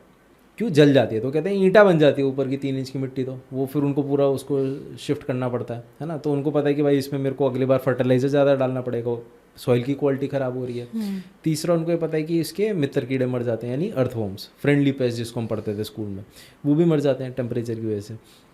तो उनको एग्जैक्टली पता है कि इसमें प्रॉब्लम ज़्यादा है। पॉइंट क्या है, टाइमिंग, कि भाई आपने यहाँ पे चावल हार्वेस्ट करा है, आपको वीट की सोइंग करनी है, दोनों के बीच में टाइम बहुत कम है। तो अगर आपने डिले करा तो वीट लेट होगा, वीट अगर आपने लेट बोया तो हार्वेस्टिंग के टाइम पे वो रेडी नहीं होगा, अप्रैल तक वो रेडी नहीं होगा। तो इसलिए उनके पास भी यही होता है कि यार जल्दी क्लियर करना है, जल्दी क्लियर करना है, कैसे क्लियर करें, तो आग लगानी पड़ती है। इसमें भी एक चीज़ है कि जहाँ पे मैनुअल हार्वेस्टिंग होती है, जहाँ लेबर अवेलेबल है, वहाँ नहीं जलता। जहाँ कंबाइन से हार्वेस्टिंग होती है, कंबाइन मशीन से, वहाँ पे जलाना पड़ता है, क्योंकि उसका कोई वैल्यू नहीं बचता मटेरियल का। और हमारी गवर्नमेंट क्या कर रही है इसके लिए? गवर्नमेंट क्या कर रही है? ब्लेम गेम खेल रही है बस। क्या बोले, अभी इस पे ब्लॉक हो जाएंगे। गवर्नमेंट AQI स्टेशन पे पानी छिड़क रही है। Seriously, I mean AQI this year has gone up to 1000 in हाँ, दिल्ली। हर साल ही चला जा रहा है वो, कब आपको दिख रहा है कि कौन से मीटर पे देख रहे हो और उसको। हर रोज मैं सिर्फ एक पोस्ट पढ़ती हूँ कि आज दिल्ली का जो AQI था वो और बुरा हो गया, और बेकार हो गया, और तो ज़्यादा यही ना, सीवियर आप था। ये समझिए वाना जी, जैसे मेरे घर में एक एयर प्योरीफायर है, वो 500 दिखाता है। 500 इसलिए दिखाता है, 500 के ऊपर मीटर की रीडिंग लेने की कैपेबिलिटी नहीं है। 1000 आपको जो दिखा रहा है ना, उसकी शायद 1000 के ऊपर लेने की कैपेबिलिटी नहीं है। राइट। तो जो AQI है उसकी डेफिनेशन ही 0 to 999 है, उससे ऊपर वो डिफाइंड ही नहीं है। तो जब आप 1000 बोल रहे हो तो आप ऑलरेडी स्केल के बाहर चले गए हो। जो AQI बोलता है ना 1000 प्लस 1400 1500, कोई ना कोई दिखा देगा आपको, आप गूगल करोगे ना, वो एक्स्ट्रापोलेशन है कि ग्राफ यहाँ खत्म हो गया, यहाँ से खींच दो तो ये शायद इतना होगा। तो स्केल ही डिफाइंड नहीं है, डेफिनेशन ही नहीं है स्केल की 999 के ऊपर। तो है तो भाई। सो आप ये बताइए कि जब आप ऐसा कुछ सोच सकते हो कि धराक्ष पराली से बना देगा कुछ ऐसा प्रोडक्ट जो है हमारे पोल्यूशन को कम कर सकता है, तो सरकार इसको बड़े लेवल पे क्यों नहीं सपोर्ट कर पा रही है? Have you tried reaching? मतलब मल्टीपल जगहों पे देखिए रीच करा है। हम लोग को ऐसा लगता है कि कई, अभी अगेन देखिए गवर्नमेंट चेंज हुई है, लास्ट गवर्नमेंट में तो हमें सीधा बोला गया था कि this is not on our agenda, कि प्रायोरिटी लिस्ट में नहीं आता, प्रायोरिटी लिस्ट बाकी चीज़ें हैं। तो सिरे से ही नकार दिया गया मल्टीपल टाइम्स। तो पर ठीक है, मतलब we are not dependent on government for our growth. हम लोग मतलब देयर इज़ अ रीज़न कि मैं NGO नहीं हूँ, there is a reason why I am a private limited, because I don't want to be limited by कि government ने support किया तो हम बढ़े, गवर्नमेंट ने सपोर्ट छीन लिया तो हम रह गए, तो उसका तो कोई पॉइंट ही नहीं है ना। तो ये भी अगेन एक लर्निंग है जो कि जैसे मेट्रो मैन ऑफ इंडिया ए श्रीधरन जी, जो मेरे वन ऑफ द हीरोज़ में से आते हैं, तो उनकी मैं बुक पढ़ रहा था, उन्होंने कोंकण रेलवे एस्टैब्लिश करनी थी, तो उन्होंने कहा यार कोंकण रेलवे तभी प्रोजेक्ट होगा कि आप एक इसका सेपरेट बोर्ड बनाओ, that should be independent of the government. कल को गवर्नमेंट चेंज हो जाए, क्योंकि ये प्रोजेक्ट जो है ये 5 साल से लंबा है, so there is no guarantee 5 साल बाद भी सेम गवर्नमेंट आएगी, सेम गवर्नमेंट नहीं है तो प्रोजेक्ट रुक जाएगा, so that does not make sense. तो उन्होंने एक स्कीम बनाया, उन्होंने एक प्रोसेस बनाया जिसमें कि उन्होंने बोला कि रेलवेज का एक सबसेक्ट बनाएंगे। अब सोचो उन्होंने कितने चैलेंजेस फेस किए होंगे कि रेलवे को कह रहे हैं कि भाई गवर्नमेंट से इंडिपेंडेंट करना चाह रहा हूँ मैं, तो उन्होंने एक उसका पूरा separate structure, legal structure, commercial structure सब डेवलप किया होगा। That's how he was able to pull it off. That's what I realise कि यार आप मतलब गवर्नमेंट का सपोर्ट मिल जाए फास्टर ग्रो कर जाओ, नहीं मिल जाए तो भी फास्ट ग्रो करो। So it should be independent of the government interest, right. तो उसका क्या तरीका होता है? उसका तरीका होता है कैपिटलिज्म, कि आप भाई पैसा बनाओ, प्रॉफिटेबल बनाओगे चीज़ें ग्रो कर जाएंगी, राइट। तो अगेन मतलब मैं ये नहीं कहूँगा कि गवर्नमेंट सपोर्ट नहीं कर रही, गवर्नमेंट ने मल्टीपल ग्रांट्स दिए हमें during our journey which were very pivotal for our survival, for our growth. बहुत बड़े स्केल पे क्यों नहीं कर रही, even we don't know the right reason right now. Probably थोड़ा और हम लोग इसका प्रूफ प्रेजेंट कर पाएंगे तो शायद government would be interested to take it further up, और वी डोंट नो कि मतलब उनके क्या प्रायोरिटी। I am not saying investment only, but marketing purpose से, और अगर गवर्नमेंट ये अडेप्ट कर ले अपनी पर्सनल पैकेजिंग में तो धीरे धीरे इसको बूस्ट मिल सकता है। आई थिंक हम लोग सब जगह पे देखिए ट्राई तो करते रहेंगे। इट डजेंट, अगर आज नहीं हो रहा डजेंट मीन कल नहीं होगा, राइट। होगा तो है ही, होना पड़ेगा क्योंकि there is no other alternative. तो आज नहीं अडॉप्ट है, आई डोंट माइंड कि 100 रीजन्स हो सकते हैं, राइट। कल नहीं होगा इसका कोई रीज़न नहीं है। अब कल को अगर मोदी जी थर्माकोल को बैन ही कर दें तो यही होना पड़ेगा, तब तो यही होना पड़ेगा ना। Then there is this alternative, so that's what I am saying. अगर इस तरीके का कुछ आ जाए कि हम किसी पर्टिकुलर चीज़ों को बैन ही कर दें, आई एम श्योर, क्योंकि लोग निकाल ही लेते हैं लूपहोल्स इंडिया में, 80% तो बैन हो ही जाएगा, right. And then people will देखिए हैव टू अल्टीमेटली वही अडॉप्ट ऑब्जेक्टिव है कि आप एक बार इसको इतना मैसिवली ग्रो कर लीजिए, फिर एक बार या तो गवर्नमेंट इंटरवेंशन के से अगर ऑल्टरनेट बैन हो जाता है तो फिर हम बहुत तेज़ी में प्रॉब्लम को सॉल्व कर पाएंगे। ऐसे कई सारे सॉल्यूशंस हैं जिसको कि अगेन हम लोग मल्टीपल डिपार्टमेंट्स। बट देखिए पैसा तो है इंडिया में लोगों के पास, पैसा तो है, हाँ पैसा तो बहुत है, क्योंकि आप देखो ना अब क्या बिकने लग गया है, ऑर्गेनिक। हाँ, people are rushing towards it कि भाई ऑर्गेनिक खाना है, ऑर्गेनिक फ्रूट्स, ऑर्गेनिक दाल ऑर्गेनिक आने लगी है, सब कुछ ऑर्गेनिक आने लगा है, तो फिर ये भी होगा एक दिन, राइट। Absolutely absolutely. तो इसमें भी ना अब मेरे को बड़ी अच्छी लाइन लगी थी, एक नवाजुद्दीन सिद्दीकी की मूवी थी, वो कहता है अमीर होने में ना 3G लगता है, थर्ड जनरेशन। यानी कि जैसे मैं अपने पर्सनल लाइफ में एग्जांपल लेता हूँ, जैसे मेरे दादाजी पार्टीशन के टाइम पे ही हैड टू लूज एवरीथिंग। हम पंजाब से आते हैं, तो पार्टीशन के टाइम पे वो पाकिस्तान में चला गया, तो सब कुछ छोड़ना पड़ा, जेब में जितना भर पाया उतना लेके आ गए, राइट। तो वो सड़क पे रहते थे, राइट, वो सड़क किनारे खाना बेचते थे, है ना। तो उनके पास ये फ्रीडम नहीं था to think about environment, right. उनको एग्जिस्टेंशियल क्राइसिस था कि यार पहले खाना होना चाहिए ना, फैमिली के लिए खाना होना चाहिए, फैमिली का पेट भरा होना चाहिए, सो भूख इंपॉर्टेंट है। जैसे तैसे उन्होंने जॉब वॉब करी, रेलवेज में जॉब करी, and ultimately he made sure कि there is enough food for everyone for their life, right. फिर आई सेकेंड जनरेशन, यानी मेरे डैड की जनरेशन, जिन्होंने स्ट्रगल करा for a stable house, right. उनके तब तक दादाजी के टाइम पे बहुत छोटा करता, मम्मी बताती हैं ट्रंक ऊपर करते थे, सामान रखते थे ऊपर, बेड डाल के सो जाते थे, राइट। तो पापा के पास भी ये लिबर्टी नहीं थी to think about environment, right. He was also, उनके ऊपर भी प्रेशर था कि आपको एग्जिस्टेंशियल क्राइसिस सॉल्व करना, भाई घर लाओ एक प्रॉपर, है ना। अब वो सॉल्व कर दिया। मैं हूँ थर्ड जनरेशन, मेरे पास है लिबर्टी, राइट। मैं जब अपने कॉलेज में था, my dad did not tell me what sort of job to take, his first point was do whatever you like, we don't care. The point is कि they have solved for roti kapda makaan, तो existential crisis आपके solve हो गए, अब next level of crisis solve हो गया, right. Similarly हमारी society का भी ये ट्रांजिशन चल रहा है। आज तक majority of the society was focused on existential crisis, कि एक जनरेशन पहले तक राशन कार्ड के लिए लाइन लगती थी, है ना। अब उतनी डिपेंडेंसी नहीं है, बिकॉज वी कैन अफोर्ड, है ना, प्रॉपर राशन।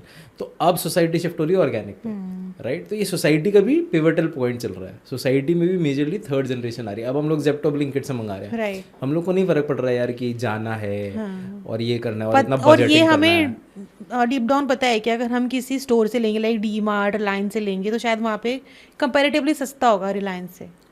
प्लस आपका ओवरऑल चीज़ें शायद बेटर हो जाए। जैसे मुझे याद है पापा ना पहले बजटिंग करते थे कि पहली से दूसरी तीसरी तारीख के बीच में इतना इतना सामान आना है ना, दाल इतनी आएगी, इतनी आएगी, इतनी आएगी। अब बजटिंग नहीं होती किसी की भी फैमिली में। आई डोंट थिंक जितने भी हम लोग मिडिल क्लास लोग हैं, वेल ऑफ लोग हैं, बजटिंग नहीं होता। आज ये खाने का मन है तो आज ये आ जाएगा, राइट। आज बाहर जाने का मन है तो आज आ जाएगा। You never see your bank account कि यार आज बाहर जा सकते हैं कि नहीं। So that transition has happened. What is the next transition? Good quality stuff adapt कर लिया है हमने धीरे धीरे। हाँ, इतना हमारे पास है एज अ इकोनॉमी, इतना हमारे पास पैसा जनरेट हो रहा है कि हम लोग एज पर हमारी रिक्वायरमेंट हम लोग चीज़ें बाय कर सकते हैं। नेक्स्ट क्या है? We will buy good things. Where Europe is right now, Europe does not buy poor items, they don't buy. वो प्लास्टिक बैन वाली चीज़ में वो लोग लीड कर रहे हैं। क्यों लीड कर रहे हैं? क्योंकि जिस पॉइंट पे हमारी सोसाइटी आज है वो 30-40 साल पहले थे। तो उनके पास इतना सरप्लस है कि that they only want the good products, the best products, the best for the plastic ban होगा तो इसका क्या ऑल्टरनेटिव है? मल्टीपल चीज़ें हैं। मतलब जैसे मैं आपको बता रहा था कि ये जीरो सर्कल का मैंने एग्जांपल दिया, वो लोग प्लास्टिक की पतली पतली लेयर्स डेवलप कर रहे हैं। स्टार्च बेस्ड कई सारी चीज़ें आ रही हैं जिस पे कि काम हो रहा है। तो हर एक चीज़ का ऑल्टरनेटिव डेवलप हो रहा है। एंड आई थिंक सबको एक बूस्ट की ज़रूरत है। एवरीबडी इज़ वेटिंग कि यार क्या हमारा ऐसा एप्लीकेशन डेवलप हो, क्या हमारा ऐसा प्रोडक्ट डेवलप हो जिसमें कि हमारा मैसिव अडॉप्शन आ जाए। मैसिव अडॉप्शन आ जाएगा, कॉस्टिंग नीचे आएगी, फिर नीचे आएगी। अगेन मैं वापस एग्जांपल देता हूँ ईवीज़ का। आज से 10-15 साल पहले EVs was impractical, it was so pricey, it was impractical. कहीं यूज़ केस नहीं था आपका। लिथियम आयन सिर्फ आपका फ़ोन्स वगैरह में यूज़ हो रहा था। But again then comes Tesla, then comes Elon Musk, he single handedly expedited the journey, right. तो आज की डेट में EVs are very practical option, है ना। हम लोग भी अब कंसिडर कर रहे हैं यार नेक्स्ट गाड़ी हमारी ईवी होनी चाहिए, क्योंकि एक तो पोल्यूशन की प्रॉब्लम नहीं है, पेट्रोल नहीं भराना पड़ेगा, ओवरऑल प्रैक्टिकल सोल्यूशन बन गया है। तो लगता है इसमें 10-20 साल तो न्यू मटेरियल जब भी डेवलप होगा उसका ड्यूरेशन लंबा होगा। But once it crosses that duration there would be a lot of value for all the stakeholders involved, चाहे वो फाउंडर हो, चाहे वो कस्टमर हो, चाहे वो इन्वेस्टर हो, सबका वैल्यू बनेगा उसमें। और आपके लिए क्या ज़्यादा मुश्किल था, सस्टेनेबल प्रोडक्ट को बनाना या लोगों को कन्विंस करना कि ये इको फ्रेंडली है, यही करना है? I think as I said India is a very value sensitive market है। तो अगर आप वैल्यू नहीं दे रहे हो और फिर उनसे बिना वैल्यू दिए पैसा मांग रहे हो, so that is very difficult thing for people to absorb कि यार क्यों देना एक्स्ट्रा पैसा for the same value. So that journey कि आप यार पैसा अगर एक्स्ट्रा मांग रहे हो तो वैल्यू एक्स्ट्रा दो, and how to build products around it, how to build services around it, how to build and have you been profitable since you started? अभी तक नहीं, पर होपफुली नेक्स्ट फाइनेंशियल ईयर में we would be profitable, that's what we are targeting.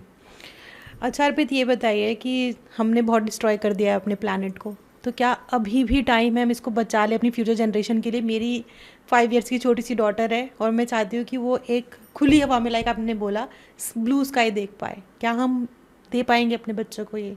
So Anna ji, sorry to break your heart, but the answer is no. So अभी so the entire scientists globally were pitching कि हम लोग को जो net CO2 emissions है उसको इतना control में रखना है कि जो हमारा एवरेज टेम्परेचर इंक्रीज है that should be less than 1.5 degrees. अगर 1.5 डिग्री से ज़्यादा टेम्परेचर इंक्रीज होता है तो कैस्केडिंग इफेक्ट्स होंगे, यानी एक इफेक्ट होगा वो दूसरे इफेक्ट को जन्म देगा, उससे दूसरा, उससे तीसरा। तो वो लोग बोलते हैं कि अगर आपका 1.5 डिग्री से एवरेज टेम्परेचर बढ़ गया तो क्या होगा, आपकी एंटार्क्टिका की जो आइस है वो बहुत तेज़ी में मेल्ट होगी। जब वो बहुत तेज़ी में मेल्ट होगी तो बहुत सारा उसके अंदर ट्रैप्ड CO2 है जो वापस से रिलीज़ हो जाएगा, उसका टेम्परेचर वापस से बढ़ेगा। तो आपके जितने भी कोस्टल एरियाज़ हैं वो सारे फ्लड हो जाएंगे और आपके जो ये साइक्लोन इवेंट्स हैं वो बढ़ जाएंगे। नाउ अनफॉर्चुनेटली अभी रिसेंटली लास्ट मंथ रिपोर्ट आई है कि we have not met our CO2 targets, so we have cross the limit जो हमारे पास पीरियड था जिसमें कि हम 1.5 डिग्री के अंदर उसको कंट्रोल कर सकते थे। सो 1.5 degree is impossible now. So every environmentalist जो कि देख रहा होगा, जिसको 1.5 डिग्री का मतलब समझता होगा, वो 1.5 degree is now considered impossible. So अब हम 2 डिग्री की बात कर रहे हैं। अच्छा, 1.5 डिग्री इंपॉर्टेंट क्यों है, मैं उसके बारे में 2 मिनट बात करता हूँ। कि जैसे मैंने बोला कि अगर 1.5 डिग्री एवरेज टेम्परेचर बढ़ जाता है, ठीक है, अर्थ का एज अ होल, तो क्या होता है, आपका जो ग्लेशियल आइस है यानी अंटार्कटिका और पोलर आइस कैप्स जो है वो तेज़ी में मेल्ट होते हैं, तो आपका पूरा का पूरा समुंदर का लेवल इंक्रीज़ होता है। अब आप इमेजिन करो, आप मुंबई में हो, ठीक है, आप मरीन ड्राइव पे जा रहे हो, आप समुंदर को देख रहे हो, पर जो सी का लेवल है वो आपकी हाइट से 14 फीट ऊपर है, यानी 20 फीट तक फ्रॉम सी शोर सेकेंड फ्लोर तक पूरा पानी भरा हुआ है। That is what will happen necessarily. यानी कि 3-4 जनरेशन जिन्होंने इतनी मेहनत करके मुंबई में प्रॉपर्टी डेवलप करी, प्रॉपर्टी खरीदी, that property is gonna go to zero. The entire Maharashtra belt will face immense famines, मतलब वहाँ पे सूखा पड़ेगा। और आप ये भी तो देखिए ना, इस साल हमें कितना ज़्यादा मानसून आया है। एग्जैक्टली अब इस पे भी मैं आता हूँ। तो जब आपका टेम्परेचर बढ़ जाता है यानी कि हवा गर्म हो जाती है, तो हवा ज़्यादा पानी कैरी करती है। तो जो हमारी मानसून विंड्स नीचे से चली, साउथ से चली है ना, आपके सी से चली, उसमें अब ज़्यादा मॉइस्चर है। अब जब ये हिमालयस पे जाके कंडेंस होंगी तो पानी ज़्यादा है इसमें, पानी ज़्यादा है तो बारिश ज़्यादा होगी। और ये ना पूरा मतलब साइंस होता है, इसको ना हम लोग जैसे मैकेनिकल इंजीनियर पढ़ते हैं साइकोमेट्रिक चार्ट बोला जाता है। तो जो भी इंजीनियर देख रहे होंगे वो साइकोमेट्रिक चार्ट में देख सकते हैं कि as compare to 30 to 32 the amount of moisture that air holds is significantly higher, and when that condenses वो आपको रेन भी ज़्यादा देगा। तो आपके जो फ्लड वाले इवेंट्स है वो भी बढ़ जाएंगे। सिमिलरली इसी वजह से आपका प्रेशर डिफरेंस एयर में ज़्यादा होगा, आपके साइक्लोन इवेंट्स बढ़ जाएंगे। तो सारे कोस्टल एरियाज़ में फ्लडिंग हो गई, आपके महाराष्ट्र बेल्ट पे सूखा पड़ गया, आपके नॉर्थ में ज़्यादा फ्लडिंग हो रही है, एंड आपके उड़ीसा वाले पार्ट में ज़्यादा साइक्लोन्स आ रहे हैं। So overall the number of disasters per year will significantly increase. तो अनफॉर्चुनेटली वो 1.5 डिग्री तो क्रॉस हो गया, अब 1.5 डिग्री तो जाना ही जाना है। आप देखो ना, जैसे लास्ट ईयर आपने देखा होगा कितने ज़्यादा अर्थक्वेक्स आए थे, रिपीटेड अर्थक्वेक्स थे हैं, और इस साल बहुत ज़्यादा पानी बरसा। हाँ, राइट। रेन बहुत ज़्यादा, और फिर उसके बाद हमने देखा एयरप्लेन क्रैश कितना ज़्यादा हुआ। कहीं ना कहीं मुझे तो लगता है एयरप्लेन क्रैश जो बार बार हो रहे थे, तो उसमें भी इन्वायरमेंट का ही कहीं ना कहीं रोल होगा। भाई देखिए, एयरप्लेन क्रैश का तो मुझे नहीं पता, तो not know the science behind it. Ahmedabad वाला तो भी है कि फ्यूल शट ऑफ और टेक्निकल एरर्स थे, बट रेन तो I am definitely sure the technical reason behind it is warming of the air. हम सोच रहे हैं मानसून खत्म फिर बारिश, हम सोच रहे हैं अब सही हो गया फिर बारिश। ये बढ़ेगा हर साल बढ़ेगा, हर साल बढ़ेगा। वो छोड़िए आप, अगर आपको लास्ट ईयर याद है तो लास्ट ईयर दिल्ली का टेम्परेचर वॉज 52 डिग्री सेल्सियस। बहुत गर्मी थी, 52 डिग्री सेल्सियस। और मैं जब स्कूल में था, यानी मैं जब 6th-7th क्लास में था, यानी आज से ऑलमोस्ट 21 साल पहले, मैं घर आया था स्कूल से और मेरी मम्मी ने बोला था आज टेम्परेचर 42 था, रिकॉर्ड टूट गया। सो 20 साल में 42 से हम 52 चले गए। अगले 20 साल में अगर हम इसी ट्राजेक्टरी पे 52 से 62 चले गए, एक्चुअली उससे ज़्यादा जल्दी आएगा।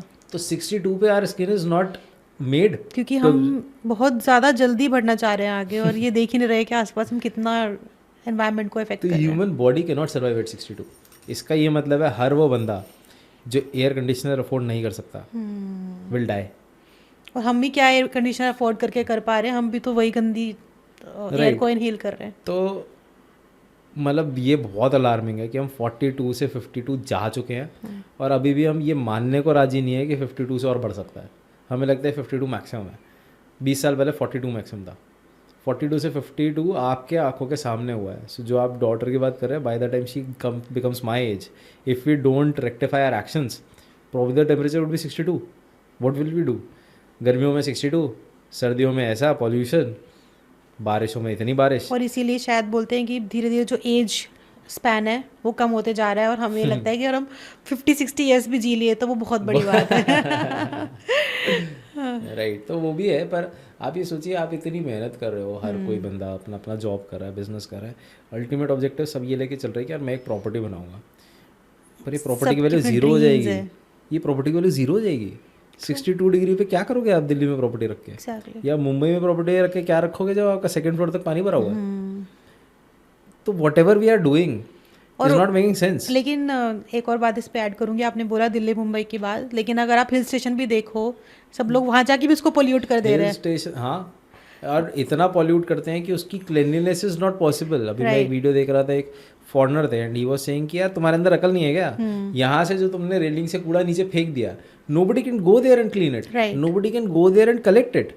आपने तो फेंक दिया बस, out of sight out of mind, पर उसको कौन कलेक्ट करेगा? कौन खाई में उतरेगा कूड़ा उठाने के लिए? और मुझे तो ये कॉन्सेप्ट भी नहीं समझ आता, जो हमारे धर्म में बोला जाता है ना कि वो भगवान जी को सलाह दो, हाँ रिवर्स खर गंदी हो जाती है, मतलब आई am not in favour of that.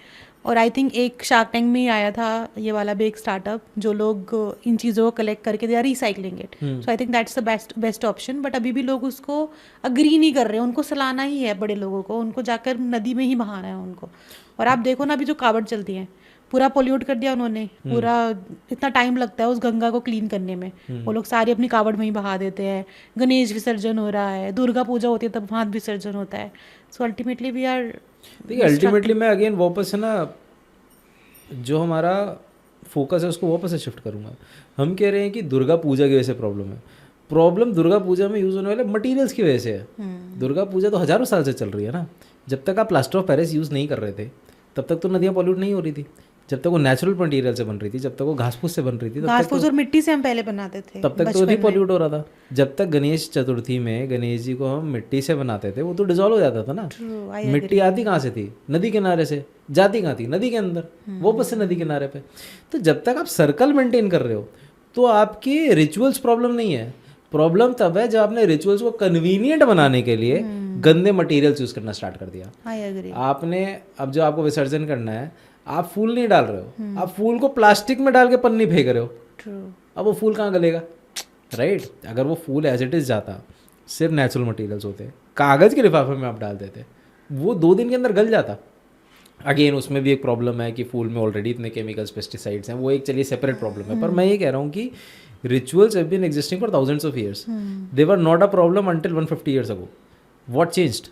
We started using bad materials for the environment. We started using convenient materials, convenient and cheap materials. Cheap materials, right. आप वापस से अपने रिचुअल्स पे जाइए ना। आप खुद बनाइए ना मिट्टी के गणेश जी, बनाइए, टाइम दीजिए, करिए पूजा, श्रद्धा से उनको डालिए, विसर्जन करिए, कोई प्रॉब्लम नहीं आएगी, किसी को प्रॉब्लम नहीं आएगी। पर नहीं, मैं नहीं बनाऊंगा, ये बनाएगा पीओपी का सुंदर चमकता हुआ। चमकते हुए में क्या है? सारे कार्सिनोजेनिक केमिकल्स हैं उसके अंदर। उस पे 5,000 खर्च कर लेंगे जितना। अच्छा, अब मैं आपको एक और चीज़ बताता हूँ। हम लोग ने एक बार ऐसे एरिया में गए जहाँ पे बहुत ज़्यादा पॉटरी का काम होता है। तो हमने उनको कहा कि यार ये हम लोग ने ना इस मटेरियल से बनाए हुए गणेश जी हैं। तो उन्होंने कहा ये चमक नहीं रहा। उसने कौन सा चमकता हुआ सा सिल्वर पेंट निकाला और उसके ऊपर लगा दिया। मैं कहा अरे ख़राब हो गया भाई, ये मैं क्यों बना के लाया था?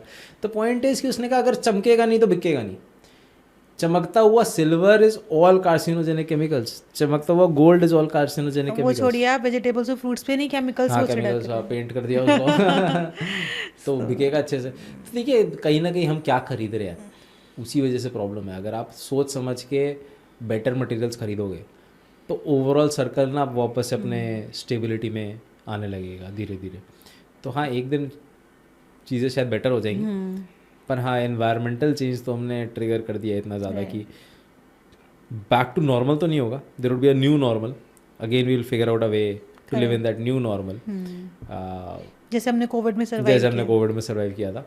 तो रेजिलियंस तो ह्यूमैनिटी की बहुत ज़्यादा है, पर एक्शन बहुत ही ज़्यादा एकदम ऐसे जीना सीखी जाते हैं पर एक्शंस बहुत ज़्यादा इंटेंस लेने पड़ेंगे हमें, एक्शंस बहुत ज़्यादा कॉन्सेंट्रेटेड लेने पड़ेंगे हमें।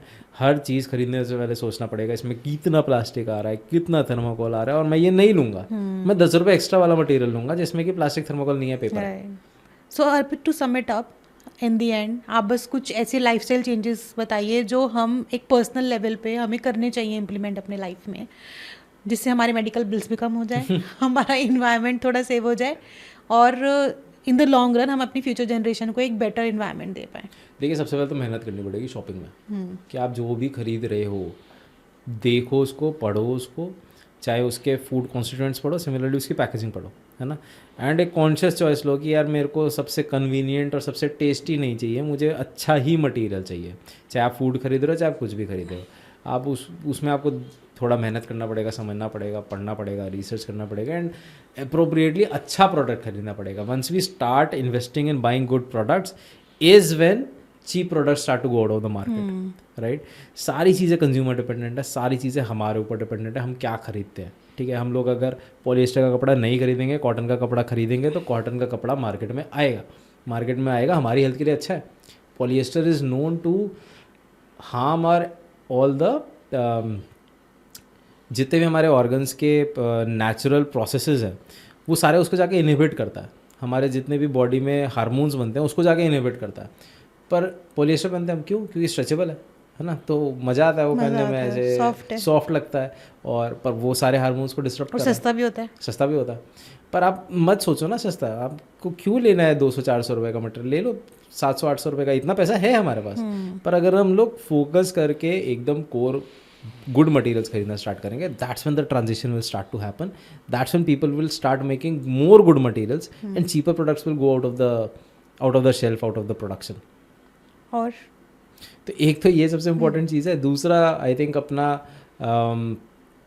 एक तो यही है कि जितना भी हम लोग का नॉर्मल एरिया है, अपना AQI को मेंटेन करके रखिए। अब जो लोग एयर प्योरीफायर्स वगैरह अफोर्ड कर सकते हैं, please do by air purifiers, क्योंकि एक दिन में तो ये प्रॉब्लम सॉल्व होने वाली है नहीं, राइट। तो आपको अपना सॉल्यूशन मेंटेन करना है। फिल्टर्स देखते रहो, फिल्टर्स उसके चोक हो जाते हैं, you don't know when it happens. Filters remove करते जाए, because the longer we live more attempts will make at solving the problems, right.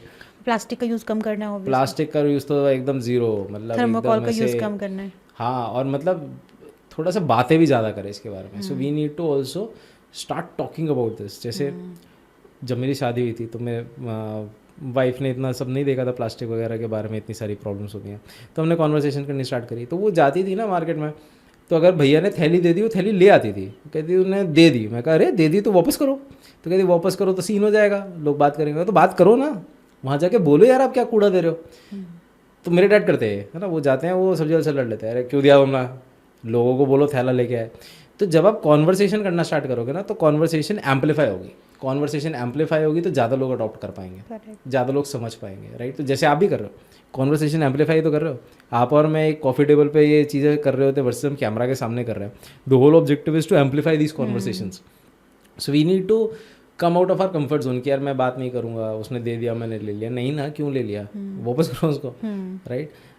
So each and every step we have to say no to plastic, we have to take care of our health, read the materials and buy good materials, चाहे वो packaging के हों, चाहे वो food के हों। Similarly we have to wear good, आप पहनने में अच्छे प्रोडक्ट्स यूज़ करिए, एंड फाइनली अपनी एयर क्वालिटी आसपास मेंटेन करिए। आई थिंक यही शॉर्ट टर्म में चीज़ें हैं जो कि हर कोई अडॉप्ट कर सकता है, हर कोई इम्प्लीमेंट कर सकता है as the first step obviously, because there are many more steps to follow. Hundreds of steps to follow, yes.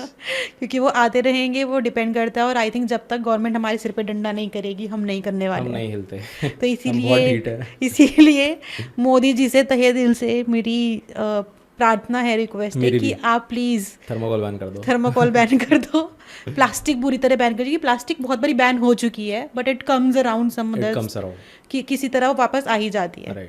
सो जब तक वो उस पर एक प्रॉपर आप नहीं लगाओगे, और मैं खुद के लिए भी बोल रही हूँ, मैं भी कंज्यूम करती हूँ सम डे और दी अदर, प्लास्टिक मैं भी कंज्यूम कर ही रही हूँ। सो अब जब तक आप मेरे सिर पर डंडा नहीं लगाओगे कि आपके ऊपर फाइन लगेगा, तब तक मैं उसको नहीं पूरी तरह बैन करूँगी। Yes, I am making people aware, but I will try कि आज अर्पित से बात करके मुझे बहुत सारी चीज़ें ऐसी पता चली जो मुझे नहीं पता थी, और आपको ही पता चली होंगी। तो hope we implement this, we talk about it among our colleagues, our friends, our relatives and our family, और इसको इम्प्लीमेंट करने की ट्राई करना है, एनवायरनमेंट को बचाना है, क्योंकि you us together can make it happen, otherwise हम सब बहुत जल्दी मरने वाले हैं। Okay guys, so till then take care, keep subscribing, इस वीडियो को बहुत ज़्यादा शेयर कीजिएगा, एंड अर्पित की डिटेल्स हम कैप्शन में डाल देंगे, और उनके प्रोडक्ट के बारे में भी हम शेयर करेंगे। सो गाइज मेक श्योर, अगर आप अभी पैकेजिंग इंडस्ट्री में जाने वाले हैं, then contact Arpit, will share his details there, right. Then bye bye, take care.